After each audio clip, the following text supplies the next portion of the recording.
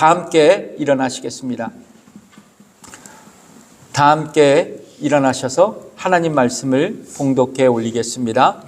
오늘 하나님의 말씀은 마태복음 22장 34절에서 40절까지 있는 말씀인데요. 한 절 한 절 봉독하겠습니다.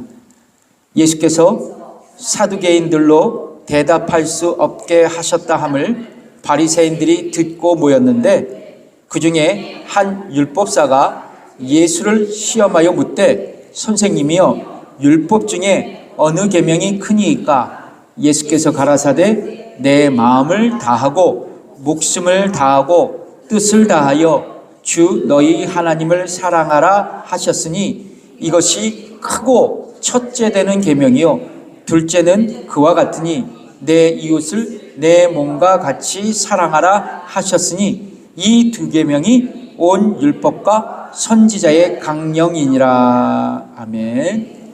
앉으십시오.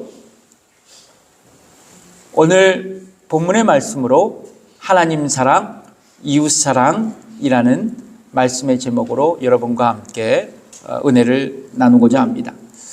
마태복음 21장부터 23장까지 보면 예수님은 십자가에서 죽음을 감당하시기 위해 나귀를 타시고 여리고에서 예루살렘으로 올라가셨습니다. 그리고 예수님은 예루살렘에 있던 소위 헤롯 성전을 중심으로 마지막이 될 당신의 사역을 감당하셨습니다. 예수님은 먼저 예루살렘 성전을 찾아가셨습니다.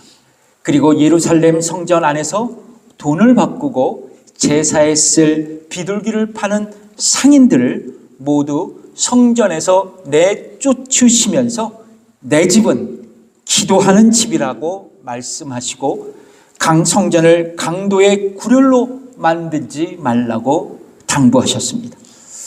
당시 성전을 관리하며 이득을 보던 대제사장들과 서기관들에게 이런 예수님의 행동은 매우 놀랍게 여겨졌고 한 걸음 더 나아가 분노하게 만들었습니다. 왜냐하면 그들의 권위에 손상을 입혔기 때문이었습니다. 다음 날이 되었습니다. 예수님은 예루살렘 성에 들어오실 때 열매를 맺지 못하는 무화과 나무를 저주하십니다.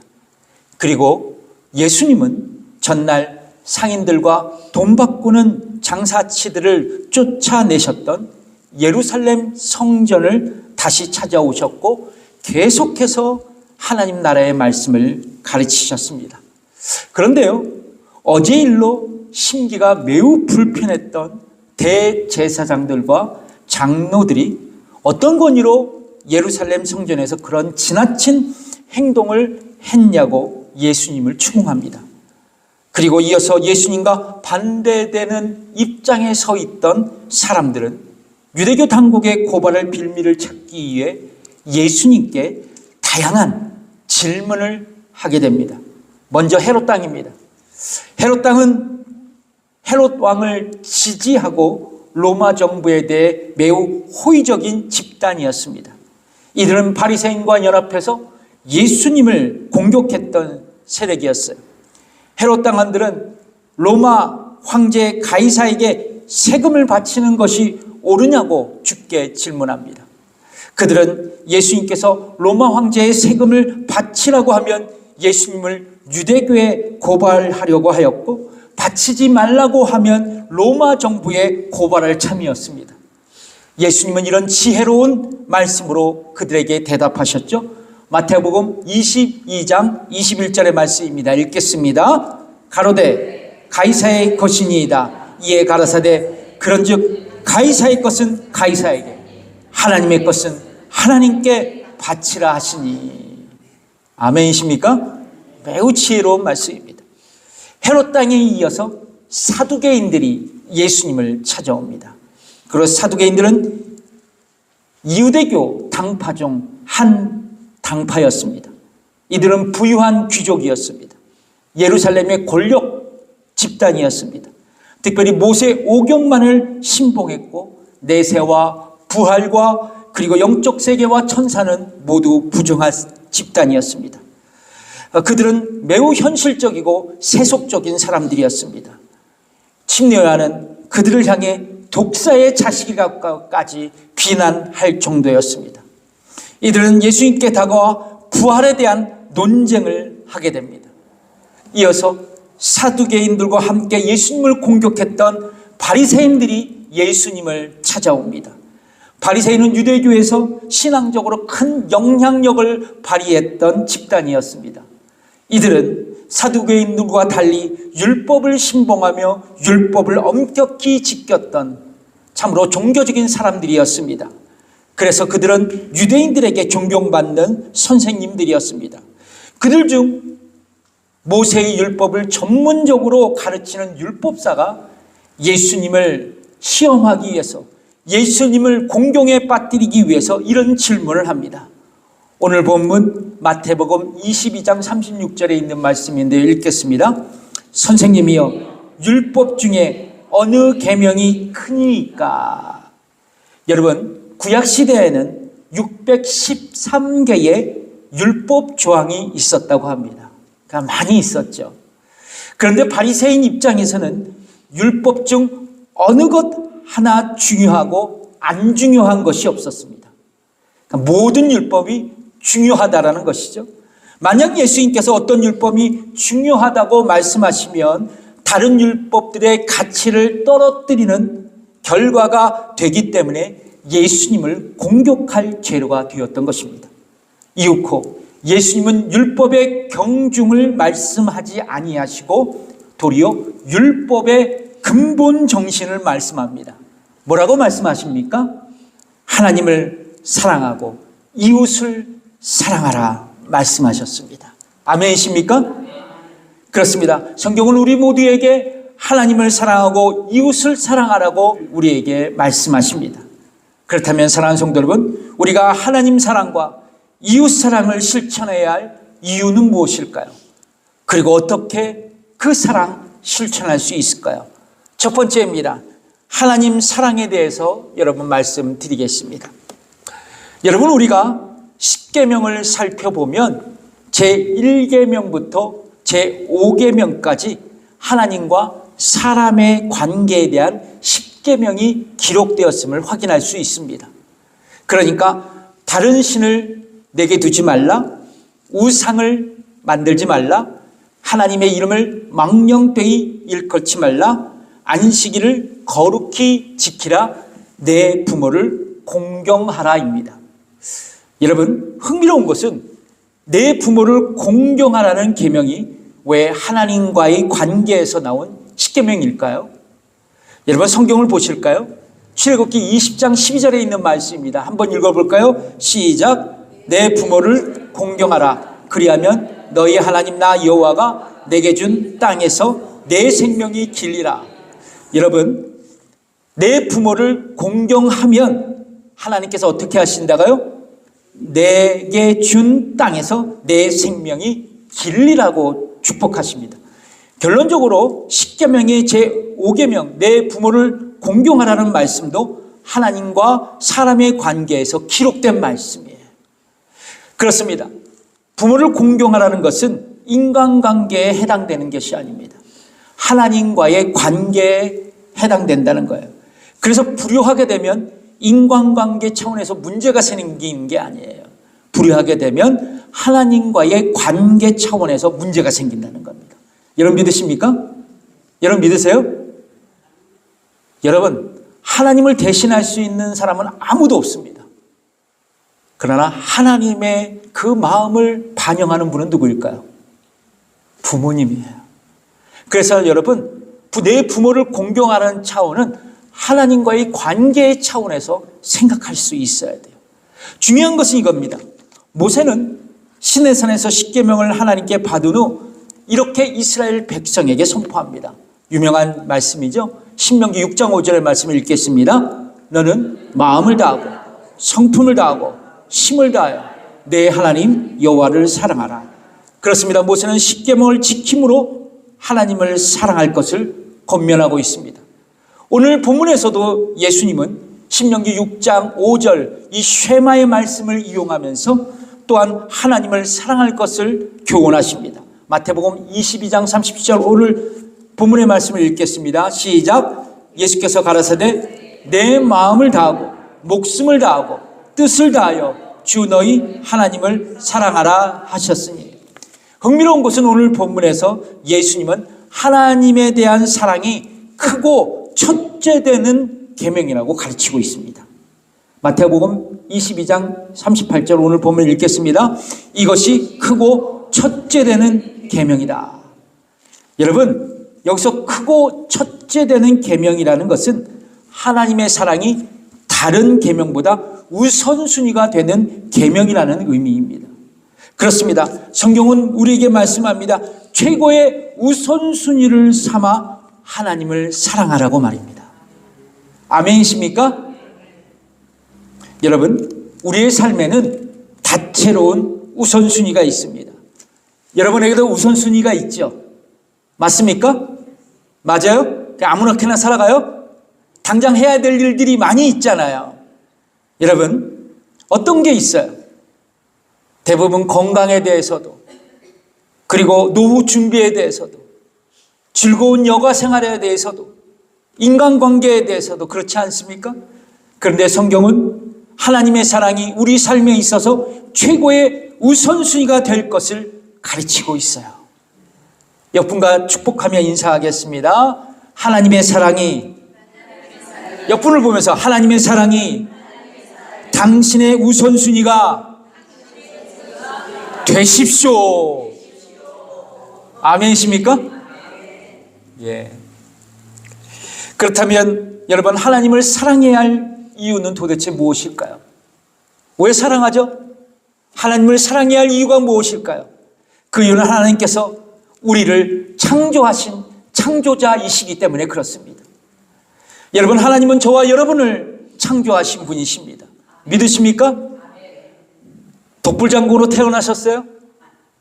아메바가 진화해서 여러분이 생겼습니까? 아닙니다. 하나님께서 우리를 창조하셨어요.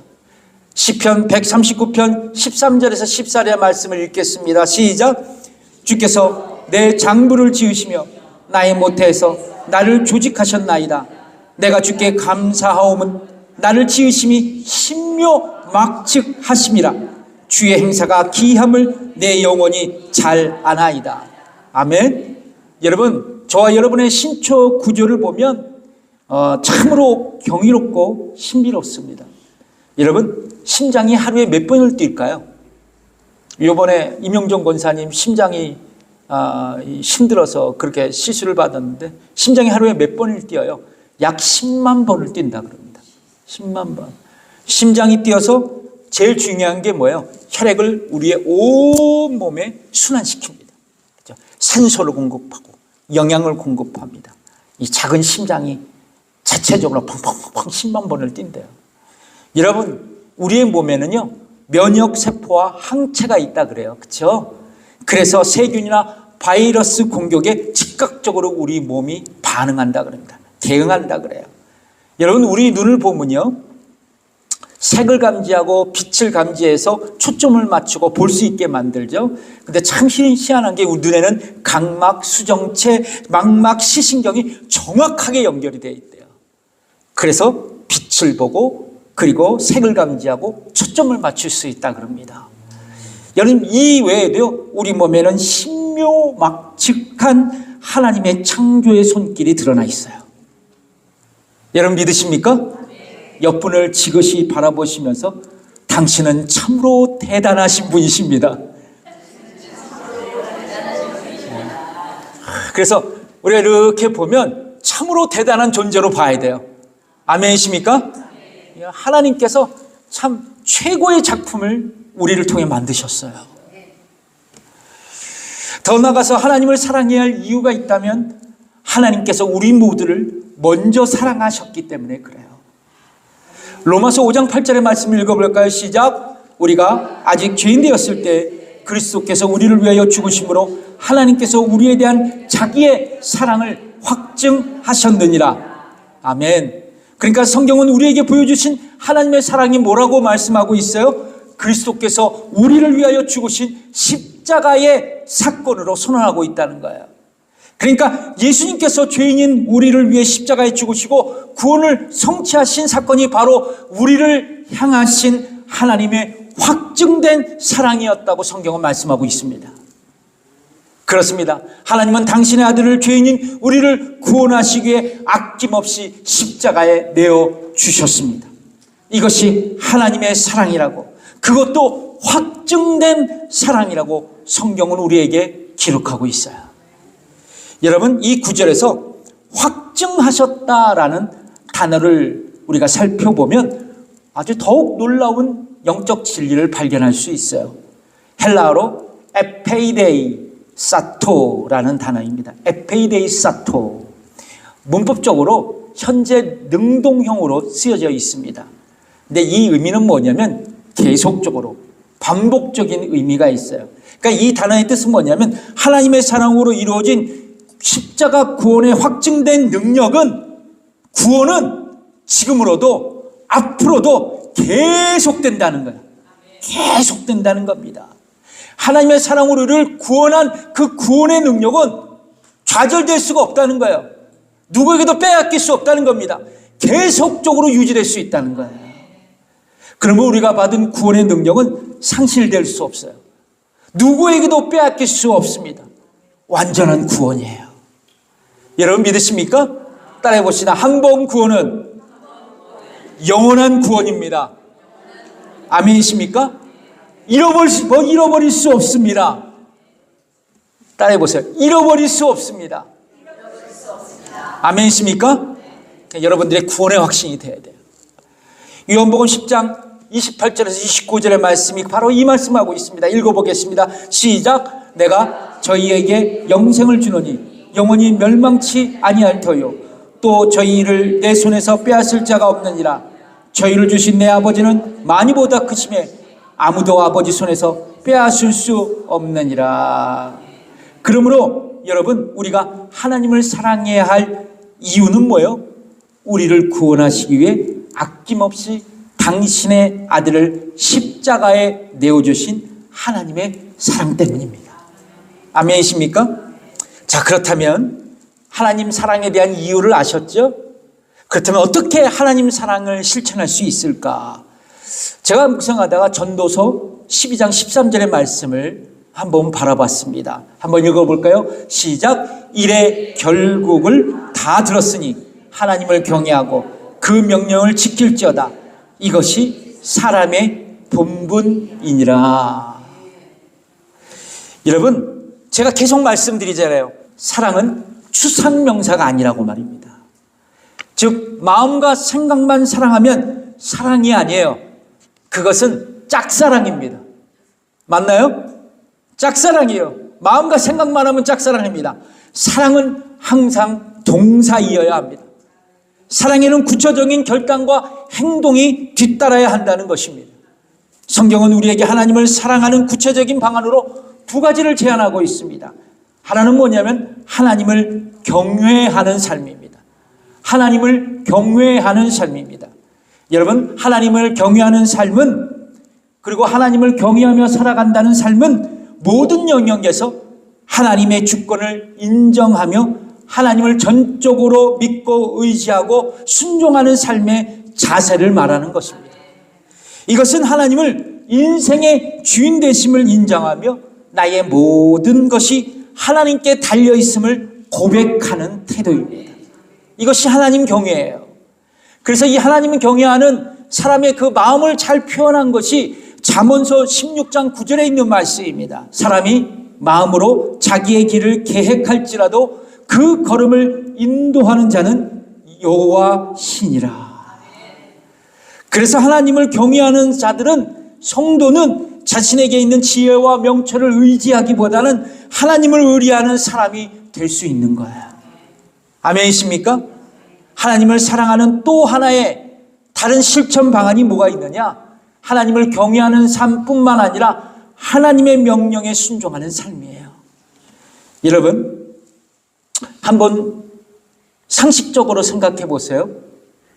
사랑하는 사람이 나에게 부탁하거나 요청할 때 정상적인 사람이라면 사랑하는 사람의 부탁과 요청을 들어줍니까? 맞나요? 싫다고 할 수 없죠. 반대로 사랑하지 않는 사람이 요청하거나 부탁한다면 우리에게 큰 부담이 될 수 있어요. 마찬가지예요. 하나님을 사랑하면 그분의 말씀에 자발적으로 순종할 수 있습니다.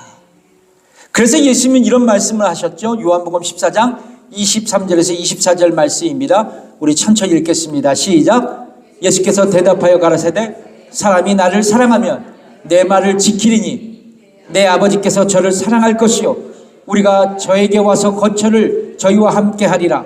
나를 사랑하지 아니하는 자는 내 말을 지키지 아니하나니. 사랑하면 지키고 사랑하지 않으면 지키지 않는다. 예수님의 말씀 아닙니까? 그렇습니다. 성경은 하나님을 경외하고 그분의 말씀을 지키는 것이 사람의 본분이라고 말씀하고 있어요. 그러므로 사랑하는 성도 여러분, 우리가 하나님의 사랑으로 구원받았고 그분의 자녀가 되었다면 마땅히 우리가 하나님을 경외하고 하나님의 말씀에 순종하는 것이 우리 모두의 본분이 되어야만 합니다. 아멘이십니까? 하나님 사랑과 이웃 사랑을 실천해야 할 이유는 무엇일까요? 그리고 어떻게 사랑을 실천해야 할까요? 첫 번째, 하나님 사랑에 대해서 말씀드렸습니다. 두 번째, 이웃 사랑입니다. 여러분, 1세기 초기 기독교인들은 불신자들에게 복음을 전할 때 이렇게 전했다 그래요. 당신들은 그리스도인들처럼 사랑하는 사람들을 본 일이 있습니까? 이 질문으로 전도를 시작했다 그래요. 여러분, 이러한 사실을 통해 1세기 그리스도인들, 우리 믿음의 선배들은 가정과 교회, 이웃과의 관계에서 사랑을 실천하며 복음을 전했다라는 것을 우리는 알 수 있습니다. 실제로 여러분, 네로 황제 시대 때 혹독한 기독교인 핍박이 있었죠. 이 핍박의 현장, 순교 직전에 한 성도가 이런 고백을 했다고 해요. 이거는 그냥 야사로 내려온 이야기입니다. 역사로 내려온 게 아니에요. 어떤 고백을 했을까? 나를 저주하십시오. 당신이 나를 저주하면 할수록 나는 더욱 당신을 사랑할 것입니다. 나에게 침을 뱉으십시오. 그러면 나는 당신에게 사랑의 숨결을 뿜어낼 것입니다. 나를 구타하십시오. 나는 시름소리로 사랑을 고백할 것입니다. 나를 찌르십시오. 나는 당신을 사랑한다고 절규할 것입니다. 나를 짐승의 먹이로 던지십시오. 나는 사랑의 제물이 될 것입니다. 나를 불태우십시오. 그러면 나는 사랑의 열기로 당신의 증오의 가슴을 녹일 것입니다. 이야, 이게 대단한 사랑의 고백이 아니에요? 그렇다면 여러분, 초대교회 성도들은 이러한 사랑 어떻게 실천할 수 있을까? 예수님의 말씀이 있었기 때문입니다. 여러분, 오늘 본문 마태복음 23장 39절에 보면 주님은 또 다른 위대한 계명을 제자들에게 가르치십니다. 읽어보겠습니다. 제가 그냥 읽어드릴게요. 둘째는 그와 같으니 내 이웃을 내 몸과 같이 사랑하라 하셨으니. 뭐요? 이웃을 사랑하라고 예수님은 말씀합니다. 그렇다면 여러분, 우리가 이웃을 사랑해야 할 그 이유는 무엇일까요? 왜 우리는 이웃을 사랑해야 되죠? 바로 우리가 하나님의 자녀가 되었기 때문입니다. 여러분, 꼭 명심해야 돼요. 왜 이웃을 사랑해야 될까? 내가 하나님의 자녀가 되었기 때문에 그래요. 여러분, 이 세상에는 두 자녀가 있다고 성경은 말씀하고 있습니다. 두 자녀가 있대요. 어떤 자녀가 있을까요? 여러분, 바로 마귀의 자녀와 하나님의 자녀입니다. 하나님의 자녀와 마귀의 자녀예요. 여러분, 하나님의 자녀의 특징은요, 두 가지로 요약할 수 있습니다. 하나님의 자녀는 죄를 짓지 않아요. 요한일서 3장 9절의 상반절에 있는 말씀 이제 읽겠습니다. 하나님께로서 난 자마다 죄를 짓지 아니하냐니.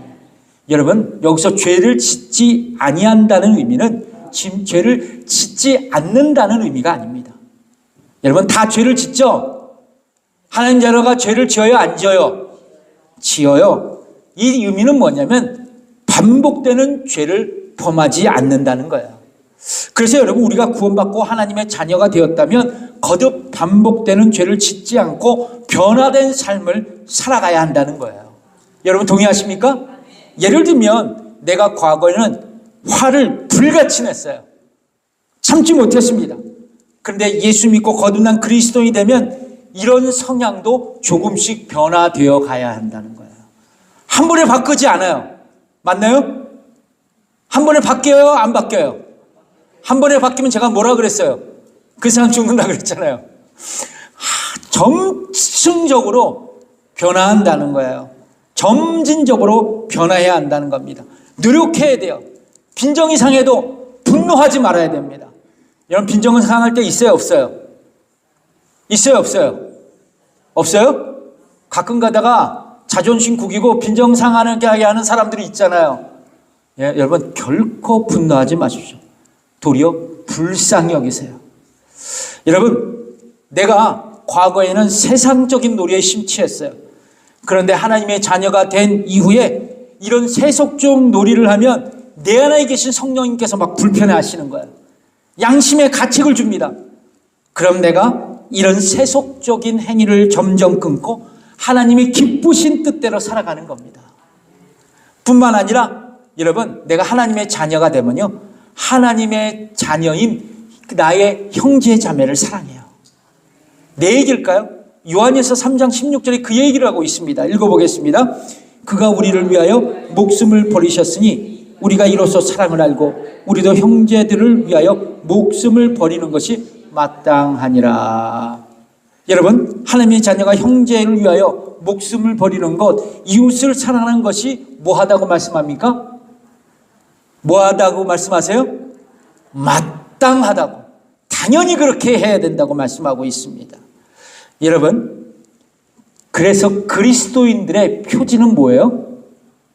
형제 사랑이에요. 이웃 사랑입니다. 여러분, 마귀 자녀는 이웃을 사랑하지 않아요.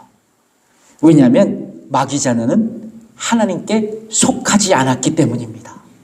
하나님께 속한 하나님의 자녀는 이웃을 사랑할 수 있어야 돼요. 자, 요한일서 3장 10절을 읽어볼까요? 시작. 이러므로 하나님의 자녀들과 마귀의 자녀들이 나타나니 무릇 의를 행치 아니하는 자나 또는 그 형제를 사랑치 아니하는 자는 하나님께 속하지 아니하니라. 그래서 여러분, 내가 이웃을 사랑하지 않는다, 그러면 여러분 심각하게 고민해야 돼요. 심각하게 고민해야 돼요. 심각하게 고민해야 돼요. 옆분과 인사하겠습니다. 심각하게 고민합시다.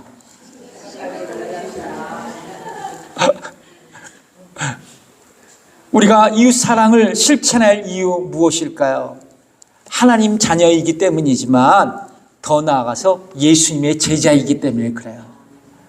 요한복음 13장 35절의 말씀을 읽겠습니다. 시작. 너희가 서로 사랑하면 이로써 모든 사람이 너희가 내 제자인 줄 알리라.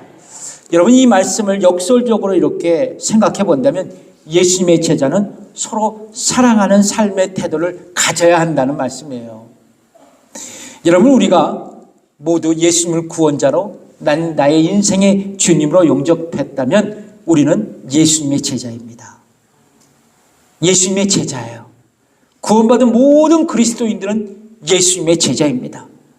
그렇다면 우리 스승이신 예수님께서 서로 사랑하라고 가르친 것은 우리 제자인 우리가 지켜야 할 스승이신 그 분의 말씀이에요. 여러분 동의하십니까? 아멘이십니까? 그렇다면 여러분, 우리는 어떻게 이웃사랑을 실천할 수 있을까? 예수님이 이웃을 사랑하라고 말씀하셨는데 어떻게 하면 실천할까? 요한복음 13장 34절의 말씀을 한번 읽겠습니다. 시작. 내가 너희를 사랑한 것 같이 너희도 서로 사랑하라. 여러분, 어떻게 사랑해야 돼요? 내가 너희를 사랑한 것 같이. 이게 방법이에요. 여러분, 요한복음 13장에 보면 예수님께서 당신의 죽음을 앞두시고 이런 결단을 하셨습니다. 요한복음 13장 1절 말씀을 읽겠습니다. 시작. 6월절 전에 예수께서, 제가 읽어드릴게요. 요한복음 13장 1절에 있는 말씀, 6월절 전에 예수께서 자기가 세상을 떠나 아버지께로 돌아가실 때가 이른 줄을 아시고 세상에 있는 자기 사람들을 사랑하시되 끝까지 사랑하시느니라. 뭐라고요? 끝까지 사랑하셨대. 끝까지 사랑하셨대. 주님의 결심은 끝까지 사랑입니다. 어떻게 사랑하셔야 돼요? 어떻게 사랑하셔야 돼요? 끝까지 사랑해야 된다는 거예요. 여러분, 예수님은 이 끝까지 사랑을 실천하셨어요. 첫 번째, 제자들을 발을 씻기셨습니다. 요한복음을 보면 이 말씀을 하신 후 제자들의 발을 씻기셨어요. 여러분, 유대인 풍속에 의하면 종이나 노예들은요, 주인이 외출 갔다가 집에 들어오면 제일 먼저 하는 일이 뭐냐면 주인의 발을 씻어주는 거예요. 그것은 가정에 있는 종들의 일반적인 태도였습니다. 자, 그런데 여러분, 스승이시고 주님이셨던 예수님은 반대로 제자들의 발을 씻어주셨어요. 이것은 유대사에서 있을 수 없는 일이었습니다. 여러분, 끝까지 사랑하시기로 결심한 예수님은 말로만 사랑을 외치지 않으셨어요. 실제로 겸손히 낮아서서 제자들의 발을 씻겨 주셨습니다. 여러분, 예수님은 사랑을 말로만 한 것이 아니라 구체적인 섬김의 실천으로 그렇게 보여주셨다는 거예요. 또 하나요. 끝까지 사랑. 자신을 팔아버린 가룟 유다의 배신을 아시고도 주님은 끝까지 그를 품어주셨어요. 여러분, 요한복음 13장 26절에서 27절의 말씀을 제가 읽어드릴게요. 예수께서 대답하시되 내가 한 조각을 찍어다가 주는 자가 그니라 하시고 곧 한 조각을 찍어다가 가롯 시몬의 아들 유다를 주시니 그 조각을 받은 후 곧 사단이 그 속에 들어간지라. 이에 예수께서 유다에게 이르시되 내 하는 일을 속히 하라 하시니. 그렇다면 어떻게 예수님은 이런 사랑을 실천할 수 있을까? 자신을 배신한 제자 유다에게 이런 사랑을 실천하셨을까요? 요한복음 13장 1절의 말씀을 제가 다시 읽어드릴게요. 세상에 있는 자기 사람들을 사랑하시되 끝까지 사랑하시느니라. 예수님은 자기 사람들을 끝까지 사랑하셨어요. 그렇다면 여러분, 우리는 어떻게 이웃을 향해 사랑을 실천할 수 있을까요? 마찬가지입니다. 예수님처럼 우리도 끝까지 이웃을 사랑하겠다는 의지적인 결단이 우리에게 필요한 것입니다. 여러분, 어떤 사람을 사랑해 보려고 의지적인 결단을 해본 적 있으십니까? 나에게 해를 끼치고 나를 공격하고 부담을 준 그 왼수일지라도 의지적인 결단으로 그를 사랑해 보려고 도전해 보신 적이 있냐는 거예요. 이것은 참으로 어려운 일입니다. 그러나 내가 기도하고 하나님을 의존하며 의지적인 결단을 할 때 사랑이 행동으로 표출될 수 있습니다. 여러분, 우리는 우리의 감정으로 원수된 이웃을 사랑할 수 없습니다. 그러나 성령님 의지하고 기도하면 우리가 의지적으로 결단할 수 있고 사랑 실천을 행동으로 옮길 수 있다는 것입니다. 작고하신 기독교 지성이었던 프란체스 쉐퍼 박사님은 사랑이 그리스도의 제자임을 나타내는 제자의 배지라는 말을 하셨습니다. 성도 여러분, 실제로 내가 예수님을 만났고 신비로운 영적 체험을 많이 했고 기도 많이 했고 성경 많이 읽었다고 해서 세상에 있는 불신자들은 우리를 주님의 제자로 인정하지 않습니다. 여러분, 세상 사람들은 우리의 삶과 태도에 무관심한 것 같아도 우리가 서로 사랑하고 있는가를 유심히 지켜보고 있다는 것입니다. 그래서 우리를 향해서 하나님의 자녀인가 아닌가를 판단하고 있습니다. 그러므로 사랑하는 성도 여러분, 우리 임마누엘 교회가 주님의 명령인 이웃 사랑을 실천하는 공동체로서 사크라멘토 지역에 알려질 때 그들은 우리가 그리스도의 제자라고 말하게 될 것입니다. 그리고 그들은 우리가 전하는 복음에 마음의 문을 활짝 열기 시작할 것입니다. 그림 한번 보실까요? 수일 전 미국 보수 진영의 청년 단체인 터닝 포인트 USA 창립자이자 신실한 크리스찬이었던 찰스 커크가 한 청년에 의해 총에 암살되었습니다. 이 소식을 전해들은 미국 국민들은 경악을 금치 못했어요. 그의 죽음에 대해서 보수와 진보 진영의 평가는 각각 달라요. 그러나 여러분, 그의 갑작스러운 죽음에 대해 수많은 사람들이 깊은 애도를 보내고 있습니다. 그런데 여러분, 지난 21일 애리조나주 글렌데일 스테이트 팜 스테디움에서 찰스 커크의 추모식이 있었습니다. 그리고 찰스 커크의 미망인인 에리카 커크가 이제 추모사에 말을 남겼어요. 이런 말을 남겼습니다. 그 말이 굉장히 유명해졌어요. 나의 남편은 자신의 생명을 앗아간 사랑과 같은 청년들을 구하고 싶어 했습니다. 나는 그 젊은이를 용서하겠습니다. 그게 바로 그리스도가 하신 일이며 찰스도 그렇게 했을 것입니다. 그렇습니다.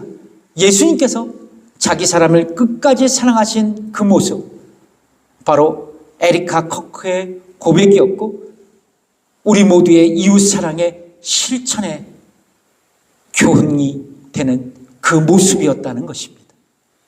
아마도 에리카 커크의 고백으로 미국에 있는 수많은 불신자들에게 예수 그리스도의 사랑이 그들의 마음의 울림이 되었을 것입니다. 사랑하는 성도 여러분, 이웃사랑을 실천하며 복음전도의 문을 열 수 있는 우리 교회와 성도들이 되시기를 다시 한번 주님의 이름으로 축복합니다. 기도하겠습니다.